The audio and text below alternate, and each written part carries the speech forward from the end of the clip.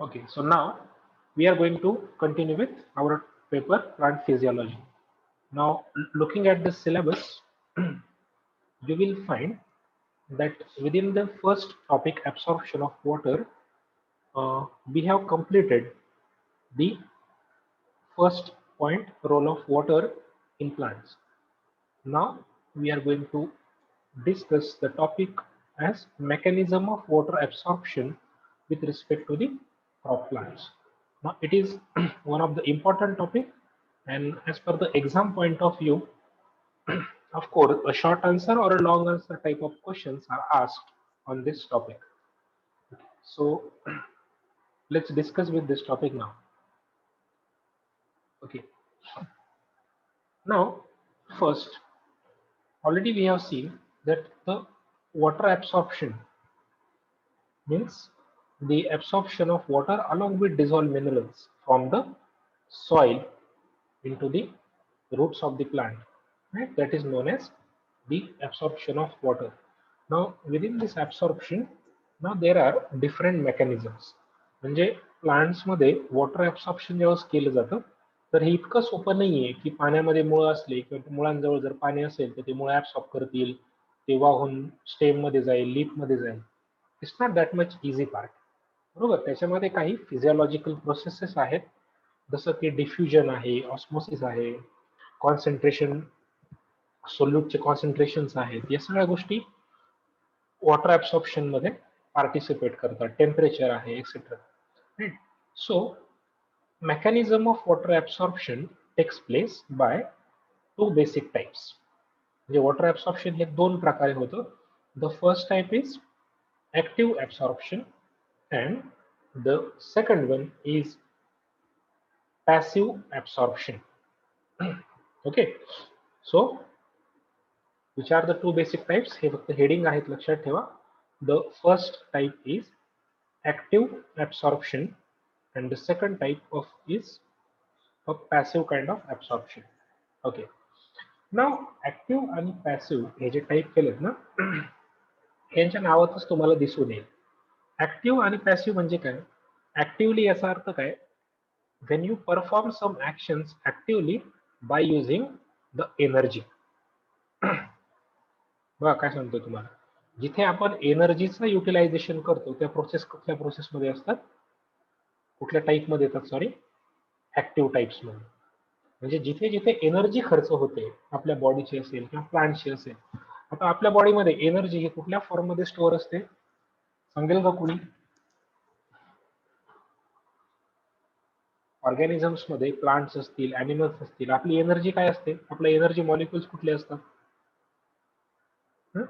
Anyone? आपला body मधला energy rich molecule कुठला आहे? ATP. Correct, ATP. Right.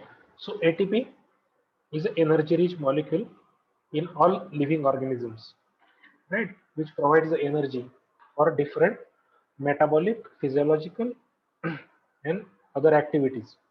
Now here, if the plant is using energy in the form of ATP and that energy is utilized for absorption, तर तिथे काय कुठली process असते? Active absorption. आणि passive म्हणजे काय? Without use of any such metabolic energy. दोघांमध्ये clear cut difference आहे.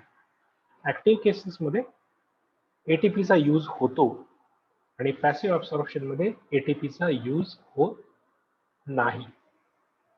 कळते का सर्वांना? दोन बेसिक टाइप कशावरनं केले गेले याचं डिटेल आपण पुढे घेणार आहे. तुम्हाला सांगा, बेसिक डिफरन्स समजला का तुम्हाला? कशावरनं डिफरन्स करायचा हा? Whether there is a use of energy or not. ATP use केलं तर ऍक्टिव्ह ऍब्सॉर्प्शन आणि एटीपी जर यूज नाही केलं तर passive absorption. Now we will see that how the energy being utilized and how this absorption is performed. So आता आपण पहिला टाइप सुरू करूया, active absorption. Okay.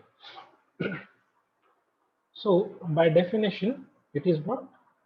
It's absorption by the use of metabolic energy as ATP. Okay, so if you are asked about just a simple MCQ type of question or a single sentence definition, then it is the absorption by the use of metabolic energy as ATP. Okay, so this is the simple definition of active absorption. Now, in your syllabus, under active absorption, three different theories have been given. Okay, the first theory is osmotic theory, second theory is root pressure theory, and the third theory is non-osmotic theory of absorption. So, as per your syllabus, we are going to discuss three different theories under active absorption. Passive वेगळं आहे बघा, म्हणजे ऍब्सॉर्प्शनचे दोन type कुठले, active आणि passive. आता active मध्ये परत तीन टाईपने ऍब्सॉर्प्शन आपल्याला स्टडी करायचे वेगळ्या वेगळ्या प्रकारे. Osmotic theory, root pressure theory, and the third type is non-osmotic theory. Okay, आता या तिन्ही थेरी मध्ये एक कन्सेप्ट कॉमन आहे. कोणी सांगू शकेल का काय कुठली कन्सेप्ट कॉमन दिसते तुम्हाला याच्यामध्ये? Osmotic. Okay, if you look at the screen carefully, then you will find that it's a related with osmosis. Okay, आता ह्या तीनही थेरी घेण्याच्या अगोदर आपल्याला जरा ऑस्मोसिसचं बेसिक थोडंसं रिवाइज करणं गरजेचं आहे. आय थिंक तुमचं लास्ट इयर मध्ये ऑस्मोसिस झालंय का, प्रिन्सिपल्स ऑफ प्लांट सायन्स मध्ये? हो झालंय सर.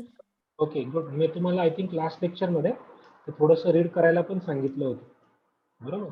आता तुम्ही किती वाचले, तुम्हाला किती समजले, I don't know. So better way, आज आपण थोडंसं इनिशियली ऑस्मोसिस बद्दल थोडंसं डिस्कस करूया.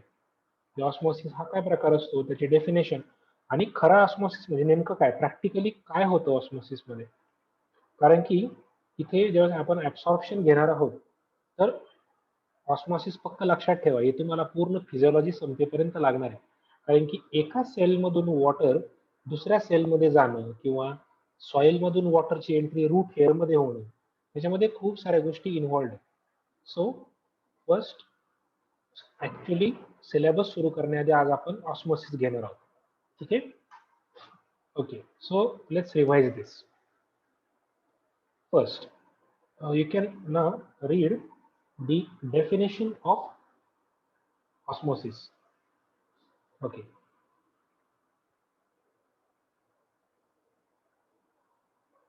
So please read.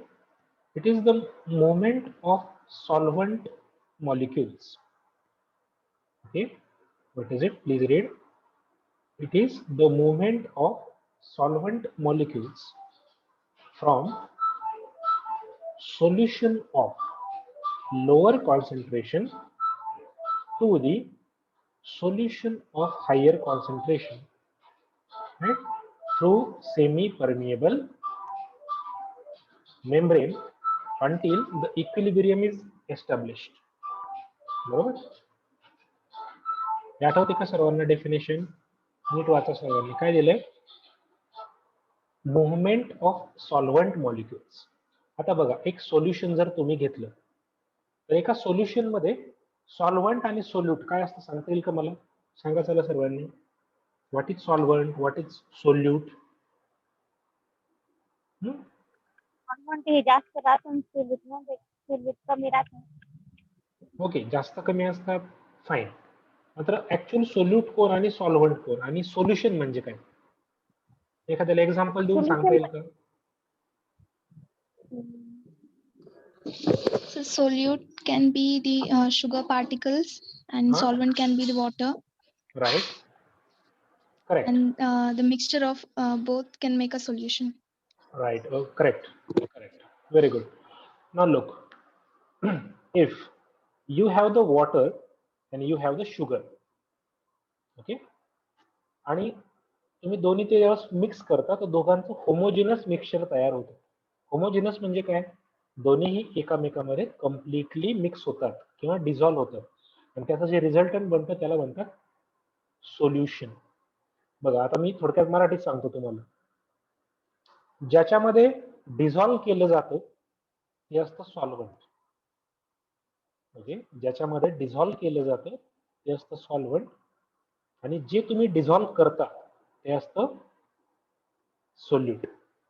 तुम्ही जे मला एक्झाम्पल सांगितलं त्याच्यामध्ये साखर आपल्याकडे काय आहे, सोल्यूट, आणि वॉटर काय आहे, सॉल्व्हंट. बरोबर ना. आपण साखर पाण्यामध्ये डिझॉल्व्ह करतोय म्हणजे आपण सोल्यूटला सॉल्व्हंट मध्ये डिझॉल्व्ह करतोय आणि दोघांचं जे होमोजिनस मिक्सचर तयार होतं त्या मिक्सचरला म्हटलं जातं सोल्युशन. करेक्ट. समजते ना सर्वांना? डेफिनेशन कळते का दोघांची?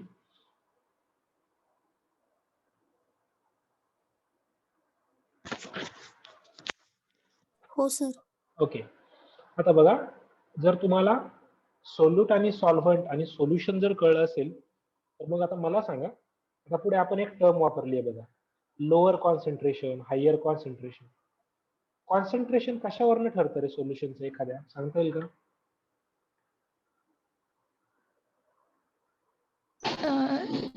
सर ते अमाउंट ऑफ सोल्यूट किती डिझॉल्व्ह सॉल्व्हंट मध्ये. Correct, very good. Amount of solute will decide the concentration. बरोबर. एखाद्या ठिकाणी तुम्ही एखाद्या पाण्यामध्ये जर समजा सॉल्ट डिझॉल्व्ह केलं, शुगर डिझॉल्व्ह केली, तर तुम्ही किती अमाऊंट मध्ये शुगर टाकताय, किती अमाऊंट मध्ये सॉल्ट टाकताय इक्वल कॉन्सन्ट्रेशनला पाण्याच्या, त्याच्यावरती त्याचं कॉन्सन्ट्रेशन ठरतं. बरोबर. म्हणजे फॉर एक्झाम्पल काय, समजा मी 100 ml वॉटर घेतलं. बघा नीट काय सांगतोय, मी जर 100 ml वॉटर घेतलं आणि त्याच्यामध्ये 10 ग्रॅम शुगर टाकली. ना काय सांगतोय, 100 ग्रॅम वॉटर घेतलं सॉरी, त्याच्यामध्ये 10 ग्रॅम शुगर किंवा सॉल्ट काही काही टाकले. ओके. आता अजून एक सोल्युशन बनवू आपण. समजा तुम्ही 100 ml वॉटर घेतलं आणि त्याच्यामध्ये 50 ग्रॅम शुगर किंवा सॉल्ट टाकली. तर मग मला सांगा, पहिल्या सोल्युशनचं की दुसऱ्या सोल्युशनचं कुणाचं कॉन्सन्ट्रेशन जास्त असेल?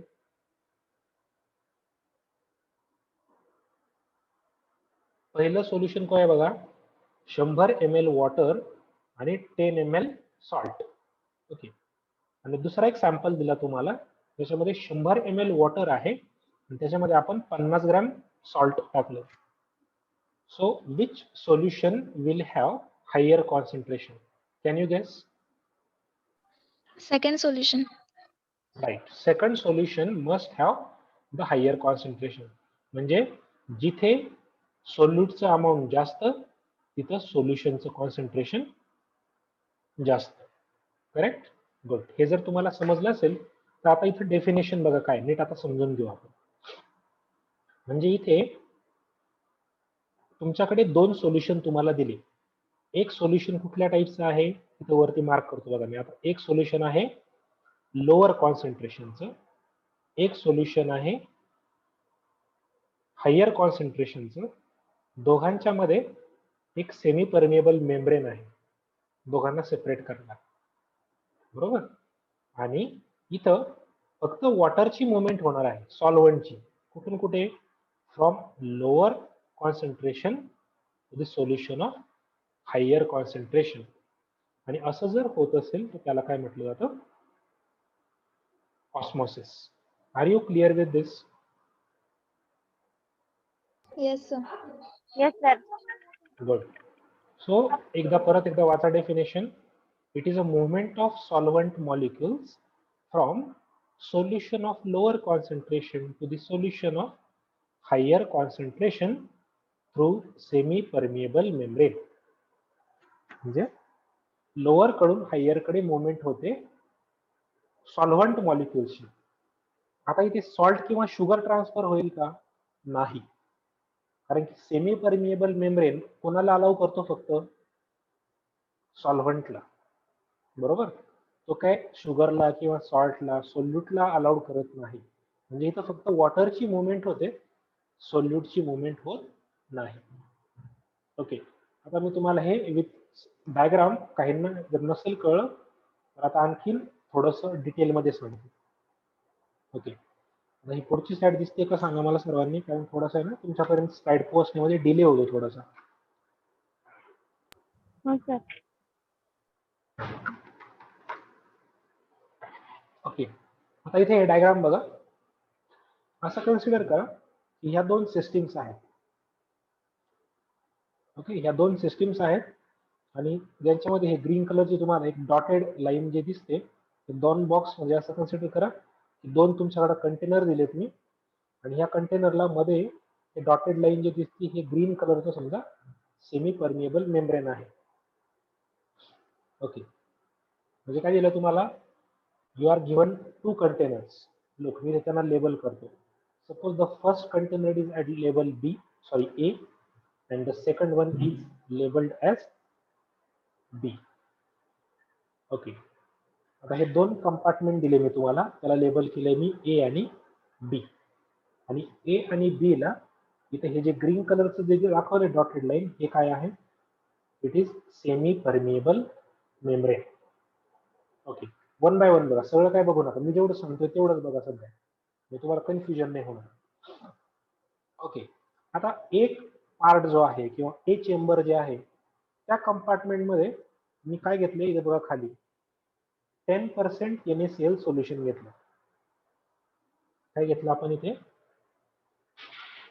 पहिल्या ए कंपार्टमेंटमध्ये 10% NaCl सोल्युशन म्हणजे आपल्या सॉल्टचं सोल्युशन. ओके, आणि दुसरा बी कंपार्टमेंट जो आहे तो बी कंपार्टमेंट मध्ये आपण घेतले 70% NaCl सोल्युशन.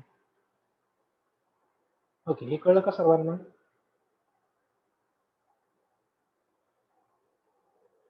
मी जेवढं सांगितलं तेवढं कळलं का? तेवढंच बघा, मी जेवढं मार्क करतोय तेवढं. Yes, sir. दोन कंपार्टमेंट घेतले, कंपार्टमेंट ए आणि बी. दोघांचं सेपरेशन या ग्रीन कलरच्या डॉटेड लाईनने दाखवलंय आपण. ते काय कन्सिडर करतोय आपण, सेमी परमिएबल मेम्ब्रेन. कंपार्टमेंट ए मध्ये आपण काय घेतलंय 10% NaCl सोल्युशन, आणि कंपार्टमेंट बी मध्ये घेतलं आपण 70% NaCl सोल्युशन. आता हे 10% आणि 70% काय दाखवतात, त्या सोल्युशन्सचे कॉन्सन्ट्रेशन्स. बरोबर. आता समजा मी याला ग्रॅम ml मध्ये मोजण्याऐवजी डायरेक्टली असं कन्सिडर करा की दोन्हीकडे सुद्धा सोल्युशनचे 100 युनिट्स आहेत. बघा काय सांगतोय, दोन्ही कंपार्टमेंटमध्ये टोटली किती युनिट्स घ्यायचे तुम्ही सोल्युशनचे, किती युनिट सोल्युशन आहे तुमच्याकडे 100 युनिट्स. ओके, दोन्हीकडे पण 100 युनिट्स आपण सोल्युशन घेतले. ओके, तर 10% NaCl सोल्युशन म्हणजे काय, त्याच्यामध्ये किती युनिट सॉल्ट असेल, इथे बघा आता वरती लिहिलंय बॉक्समध्ये पर्पल कलर मध्ये, किती असणार सॉल्ट त्याच्यामध्ये 10 10 युनिट units. 10 युनिट्स NaCl असेल आणि 90 युनिट्स काय असणार आहे वॉटर. बरोबर ना. 10% सोल्युशन आहे म्हणजे तिथे 10 युनिट्स NaCl आहे आणि 90 युनिट्स काय वॉटर. आता बी कंपार्टमेंट दिलं, इथं आपण 70% NaCl सोल्युशन घेतलं, म्हणजे त्या 100 युनिट सोल्युशन मध्ये 70 युनिट काय असतील NaCl आणि 30 युनिट्स काय असेल वॉटर. कळतंय ना काय चाललंय, म्हणजे ml मध्ये घेतलं आपण थोडक्यात. ml आणि ग्रॅम मध्ये तुम्हाला घ्यायचं तुम्ही तसंही घेऊ शकता. थोडक्यात असं म्हणू शकता तुम्ही 10 ग्रॅम सॉल्ट आहे, 90 ml पाणी आहे, आणि दुसऱ्या केसमध्ये 70 ग्रॅम सॉल्ट आहे आणि 30 ml वॉटर आहे. ओके, टोटल झालं दोन्हीकडे पण 100. सोल्युशनचा व्हॉल्यूम आपण कॉन्स्टंट ठेवलाय 100 आणि 100. ओके, आता बघा मग कुणाचं कॉन्सन्ट्रेशन जास्त झालं, A compartment has low concentration while B compartment has higher concentration. Correct. इथपर्यंत समजलं सर्वांना? हो सर. Okay, good.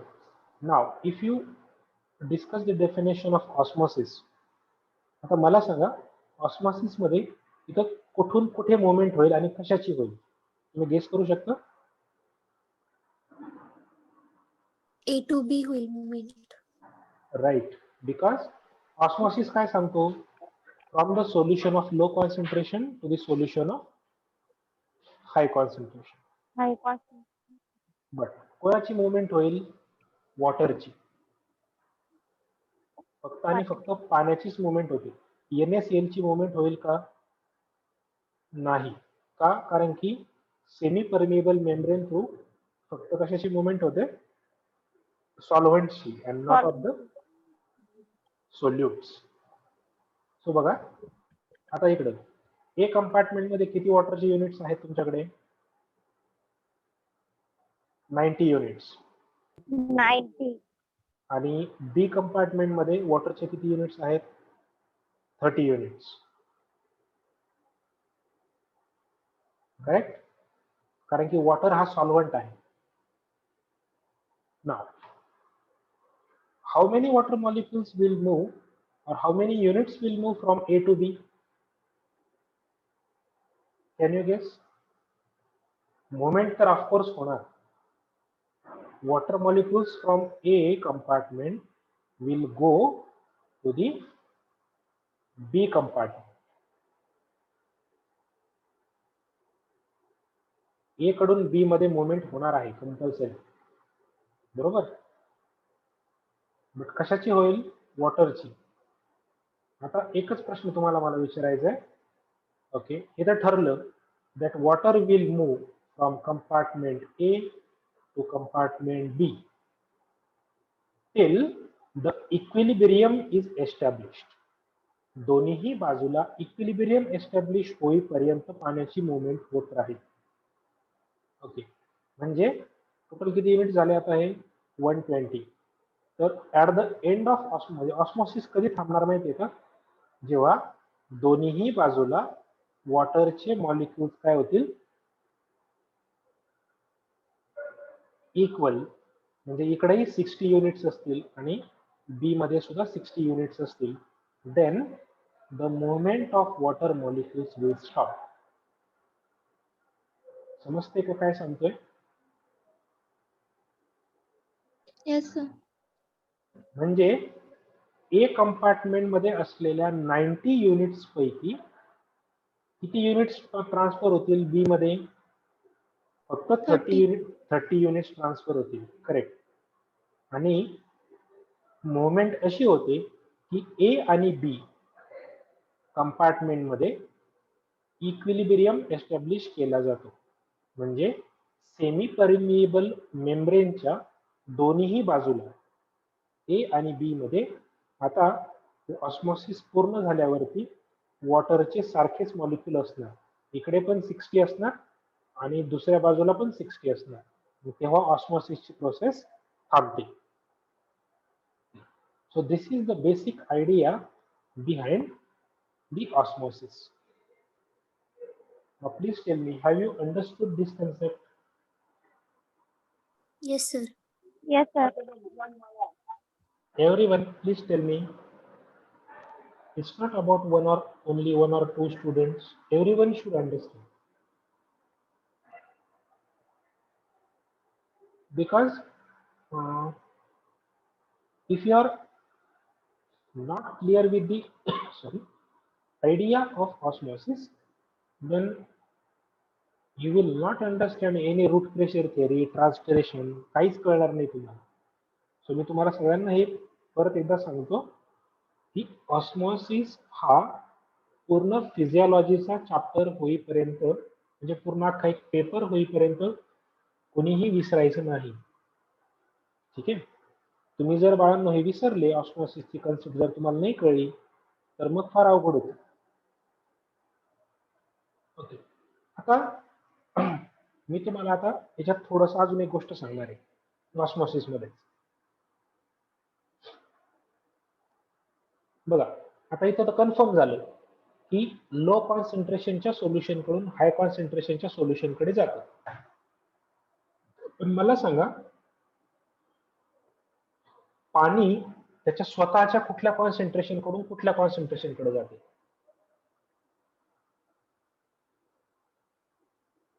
फक्त पाणी High बघायचं. to low. Correct, good. इथे पाण्याचं जर कॉन्सन्ट्रेशन तुम्ही पाहिलं तर ए कंपार्टमेंट मध्ये पाण्याचं कॉन्सन्ट्रेशन आहे 90 युनिट्स आणि बी कंपार्टमेंट मध्ये पाण्याचं कॉन्सन्ट्रेशन आहे 30 युनिट्स ओरिजिनली.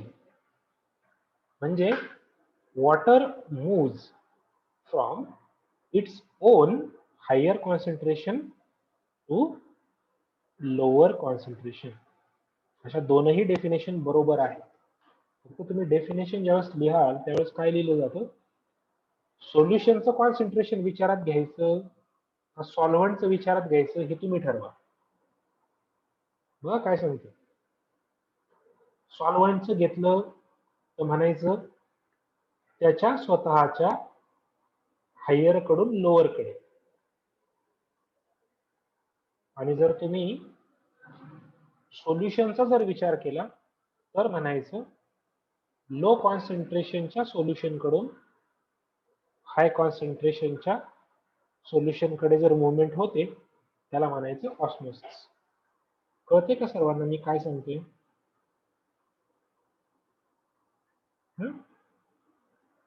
कन्फ्युजन झालं थोडस?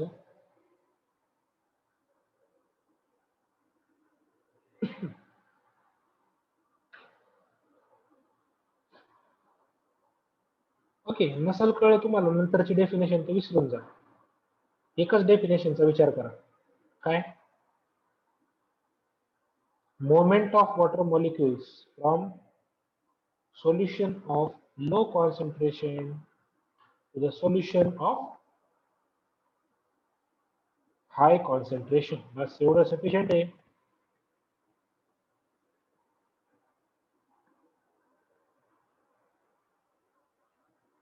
That is sufficient.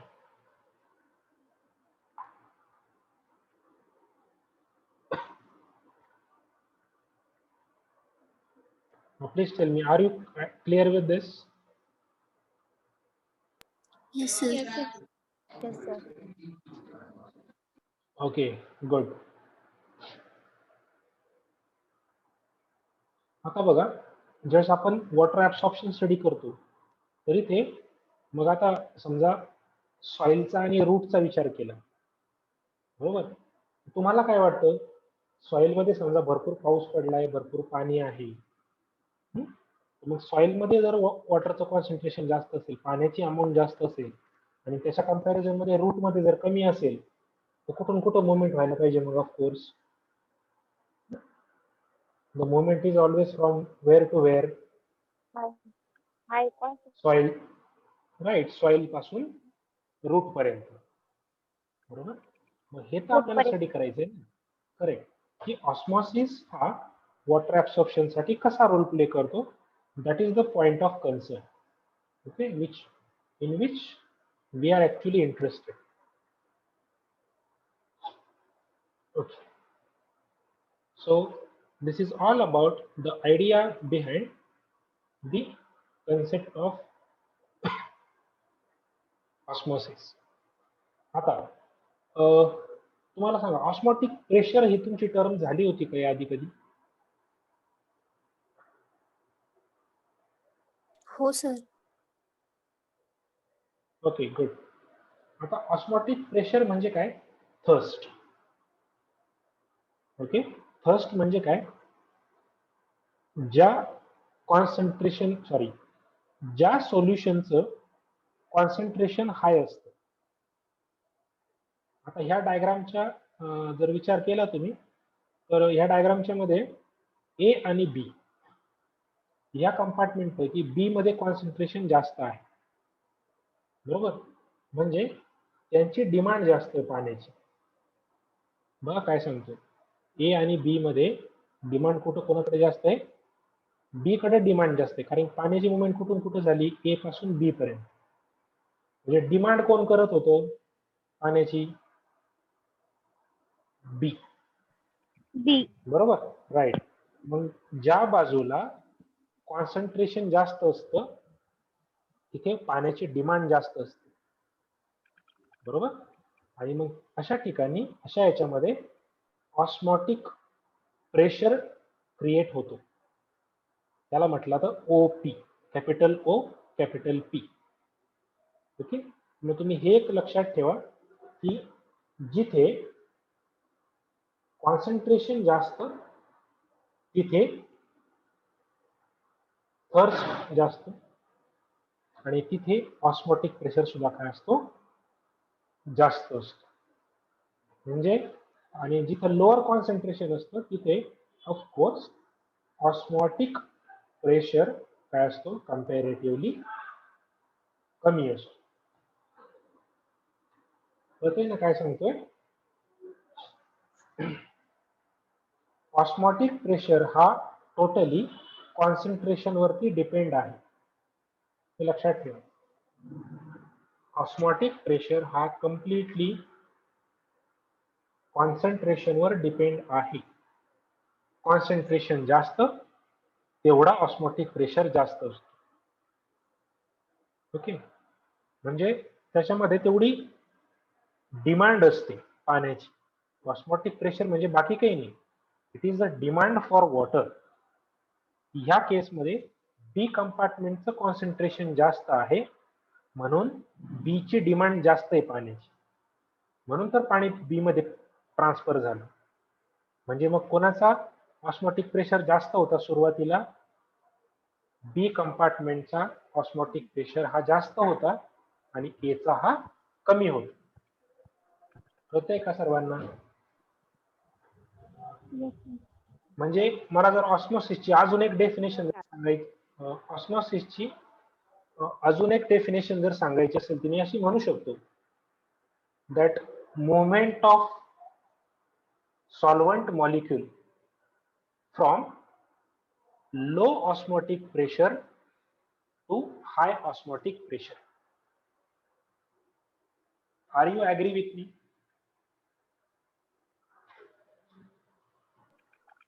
Yes, sir. काय डेफिनेशन सांगितली मी? Moment of solvent molecules Was low osmotic pressure to higher osmotic pressure. pressure. Correct. म्हणजे आपण ऑस्मोसिस असा 3-4 प्रकारे डिफाईन करता येतो आपल्याला. गुड. सो आज मी तुमचं जे काही घेतलंय पॉइंट्स, ऑस्मोसिस घेतलाय ए, नंतर ऑस्मोटिक प्रेशर घेतलंय, कॉन्सन्ट्रेशन घेतलंय, प्लीज या गोष्टी नीट तुम्ही व्यवस्थित लक्षात ठेवा. कारण तुम्ही जर ह्या गोष्टी विसरले तर हे रोज रोज आता तुम्हाला रिपीट होणार. दर दुसऱ्या वाक्यामध्ये osmotic pressure, concentration, osmosis, diffusion हे सगळं परत परत परत येणार. दर दुसऱ्या तिसऱ्या वाक्यामध्ये या गोष्टी असतात. म्हणून मी तुमचं खरं आता हा जे बेसिक घेतलंय. ठीक आहे. So please remember these things very carefully. आणि जर हे तुम्हाला आज समजलं असेल तर तुम्ही एकदा काय करा, तुमच्या बॅक इयर्सचे जे नोट्स असतील गुंजाळ सरांनी दिलेल्या वगैरे किंवा बुक्स असतील तुमच्याकडं तर त्यामधून हे रीड करा. पूर्ण ऑस्मोसिस काय प्रकार आहे, डिफ्युजन काय आहे. ज्यांनी कोणी वाचलं असेल तर व्हेरी गुड, पण जर नसेल वाचलं तर सर्वांनी ते वाचून घ्या, नाहीतर मग पुढच्या लेक्चरमध्ये सर्वांचे हाल होणार. ठीक आहे. Because it's quite tricky. Hard नाही येते, फक्त ट्रिक्स आहेत काही. थोडी आयडिया कन्सेप्ट क्लिअर असेल की समजतं लवकर. ओके चला थांबूया आपण आज इथे. आज एवढंच लेक्चर घेऊ आपण, एवढं सफिशियंट आहे आजच्यासाठी. राहिलेला टॉपिक आपण उद्या डिस्कस करूया. ठीक आहे. चला थांबूया. तुमचा अटेंडन्स तुमची लावली आहे मी सर्वांची, डोंट वरी. सो आपण थांबूया इथे. ओके.